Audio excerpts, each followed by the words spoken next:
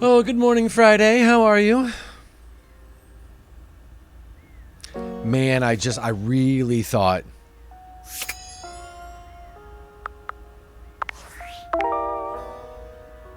A pile of dust lives under the couch. You know what? Maybe we have to talk to Hoove about that dust. Maybe?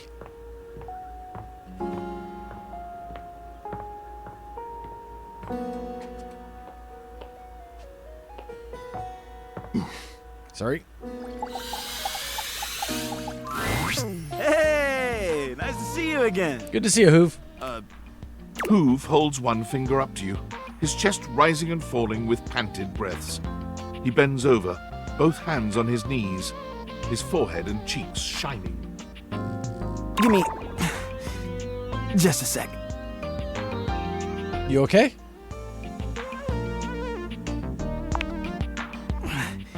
Yep. Okay.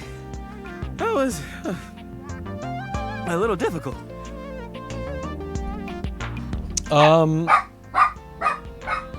You seem pretty winded. Yeah. Seems like my suction is a little light right now. Batman! Maybe I better take a second to catch my breath. So, what brings you by? I was thinking we could do something together. I'd love that. What'd you have in mind? I'm not sure if I mentioned it last time, but I'm a big sports fan. And I'll never turn down a nice can of lubricant. As long as I'm not on the job. Oh, is there a game on? You better believe it. The Yankees are playing the Sox. I get it. Hey, babe. I am familiar with both of those sports teams. Really? Yeah, they are both I don't know anything. That's no problem. I'm more than happy to share my love of the game with you. Just come along for the ride. Come on. It's almost game time.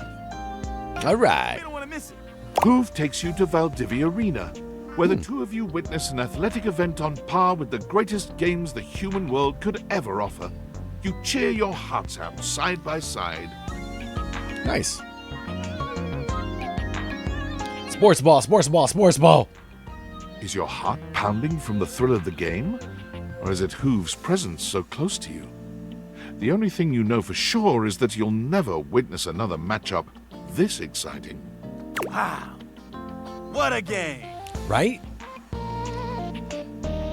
That third inning snot rocket was really something. Never seen a move quite like that before.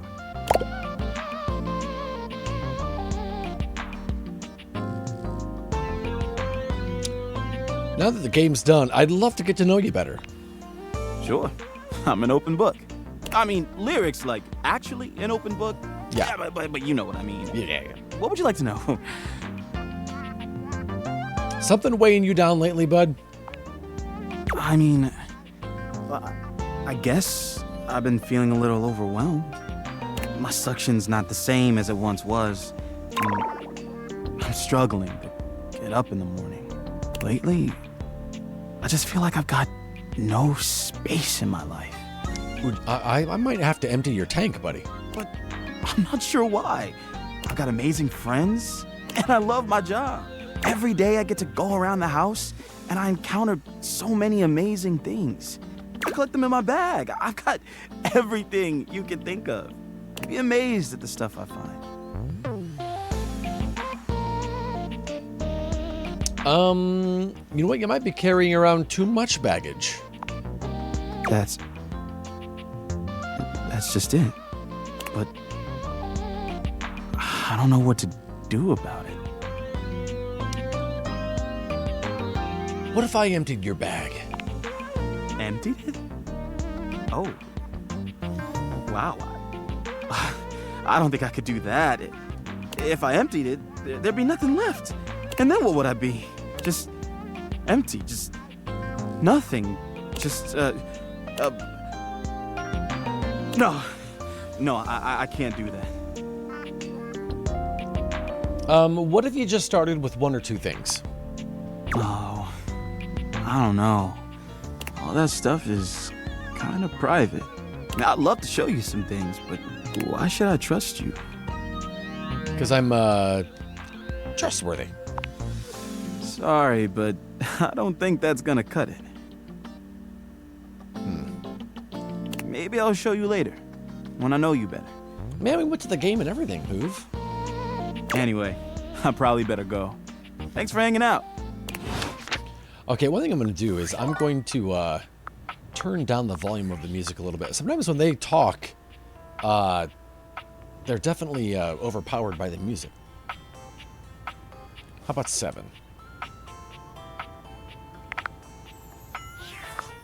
Okay.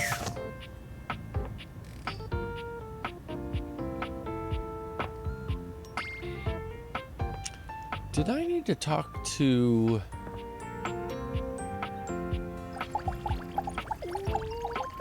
Okay, I didn't think so.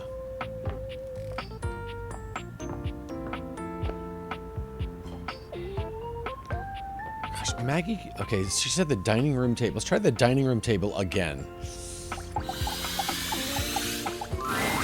Abel is normally so even-keeled and sweet when you see him.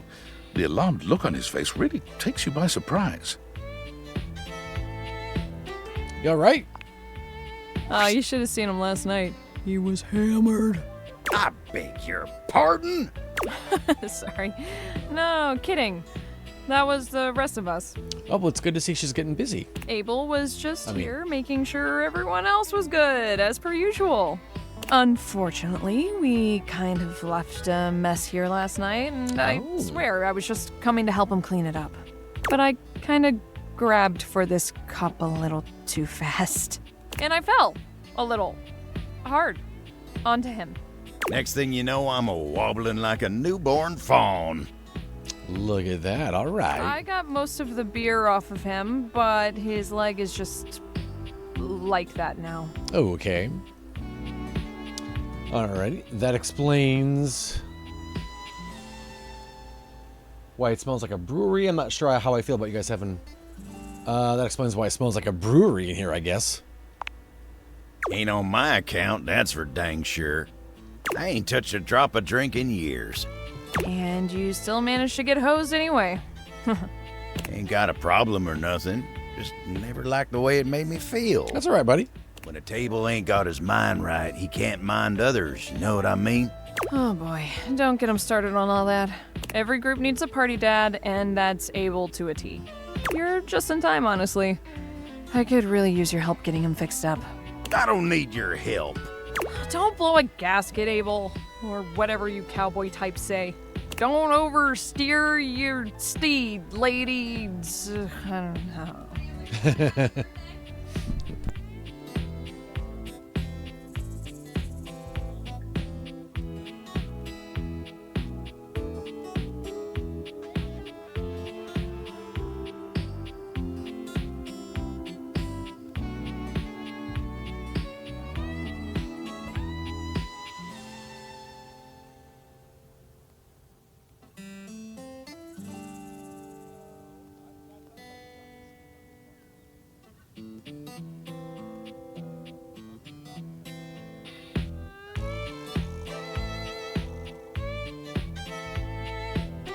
Beverly. All right. I'll just go get Tony.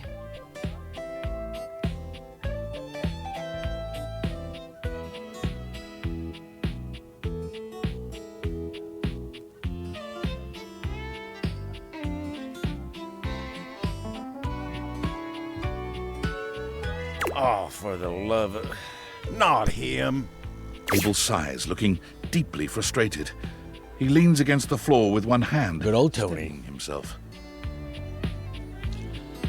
You gonna be alright, buddy? I'll be fine. Don't you worry about me. Tony ain't much of a carpenter, but he can tighten a few screws. Abel looks away from you, visibly uncomfortable at being caught this vulnerable. The silence that stretches between you is awkward and overwhelming. You sure you don't need any help, Abel?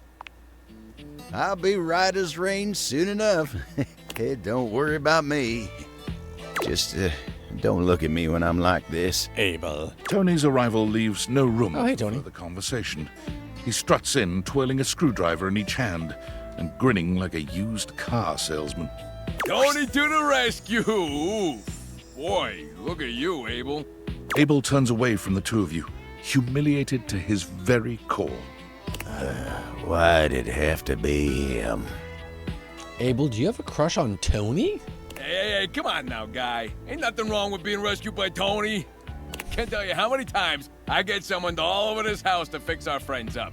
Fix me, Tony, please! And I come through every time. You break more'n you fix. Tisk, tisk, tisk. You keep talking shit like that and I won't fix your leg. You wanna do your job wobbling all the livelong day? That what you want? What I want, you don't want to know. Huh? No. Just say the words, fix me, Tony. That's all it takes.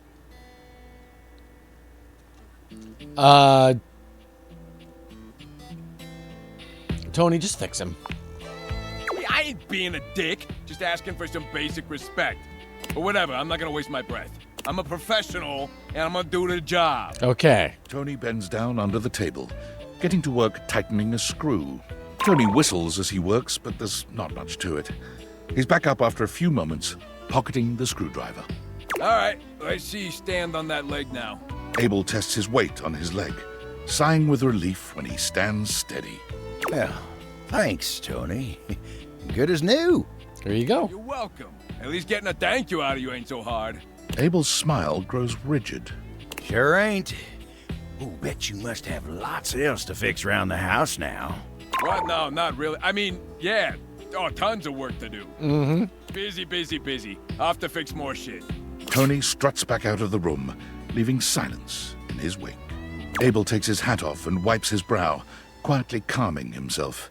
Tarnation, that toolbox really gets my goat. But he helped you. This time, he walks around this house acting like he's God's gift for doing what anyone should do. He makes helping people all about himself, and his goddamn ego makes me so mad I could just spit. You're better now, though, right? I am.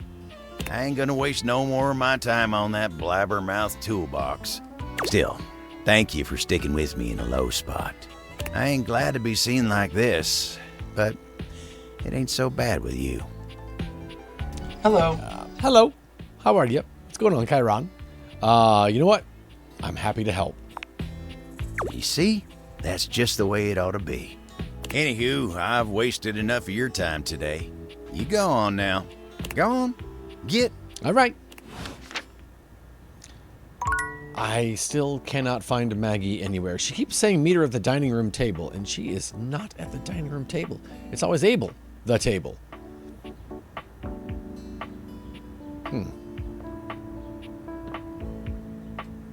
Maybe the vent will tell me how to get to the attic. You're here, at the grates.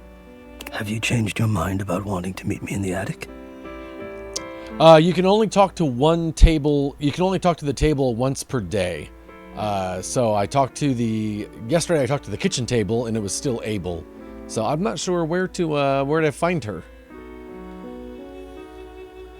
I just want to let you know I'm not gonna, no wait. I actually want to make sure it was still okay with you that I go there. Are you checking on my welfare? I am even more sure now that I've made the right decision to invite you up. It is okay with me. It is more okay with me now than ever. Please, please come. I don't know how to get to the attic. Hector, please help me. Tell me how to get to the attic. Okay, let's talk to the magnifying glass again. She's just gonna say the same thing. Meet me at point 1 or whatever. I'll meet you at location 1, Which is... otherwise known as the dining room table.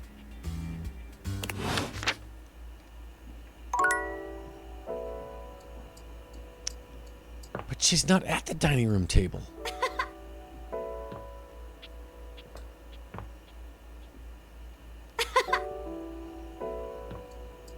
Let's talk to this shadow.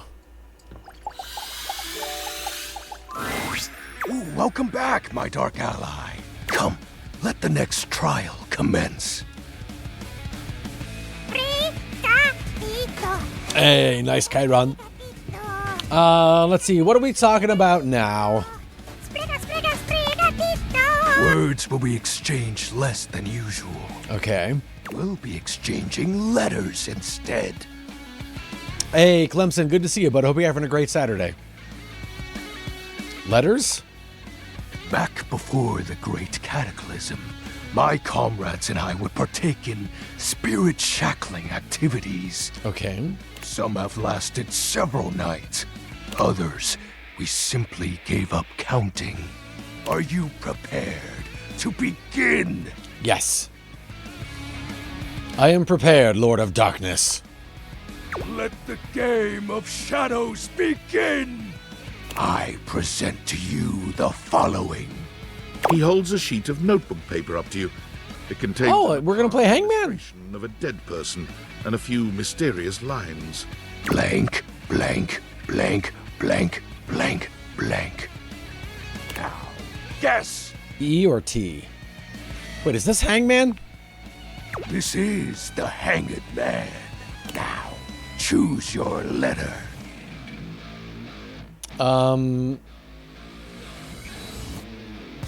bet it's Shadow.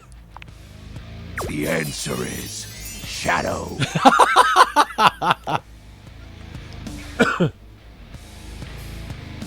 That's so sick, dude. Completely sick. Your turn. Shadow Lord's skull doesn't really have much in the way of expression, but he seems a bit smug. I'll have you know that among my dark cabal, I was the leading player. Think to yourself, what is your mysterious text? Ooh, I'm gonna think you're cute. 2 words. The second, 4 letters. The first, an apostrophe.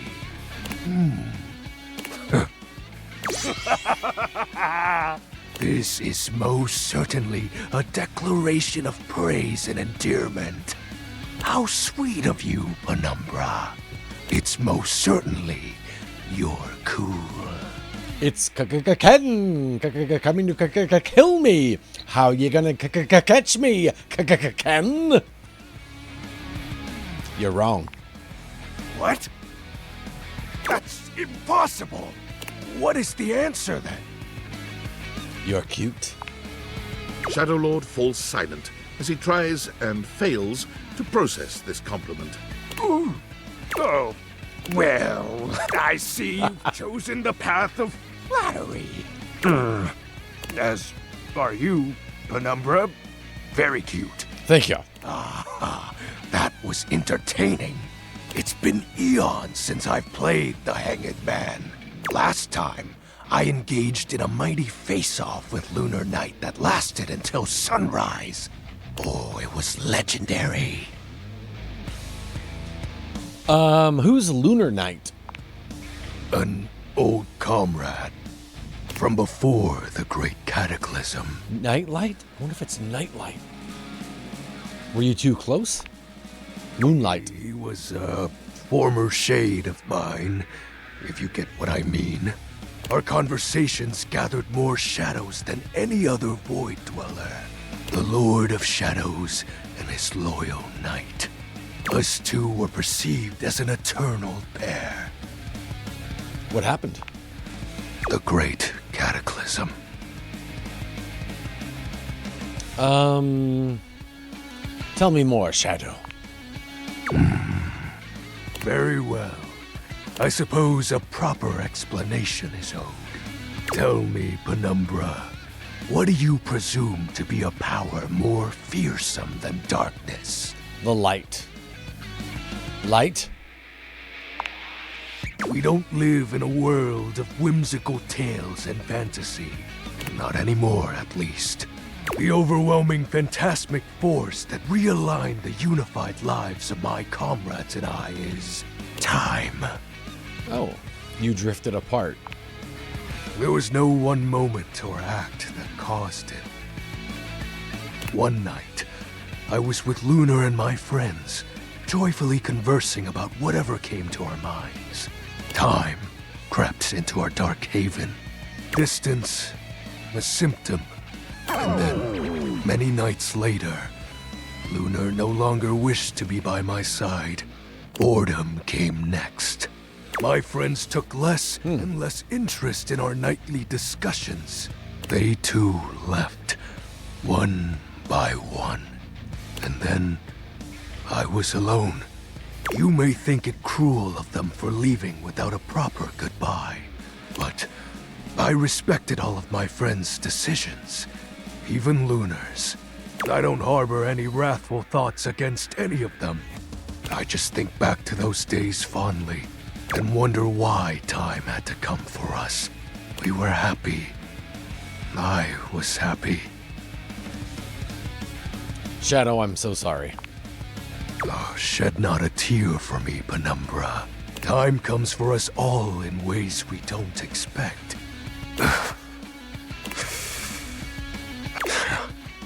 Normally, I'd celebrate triumphantly at obtaining another armament. That'll be all for today, Penumbra. Thank you for listening to my tale. Cool. All right. We're all out of hearts. Guess we have to go to bed.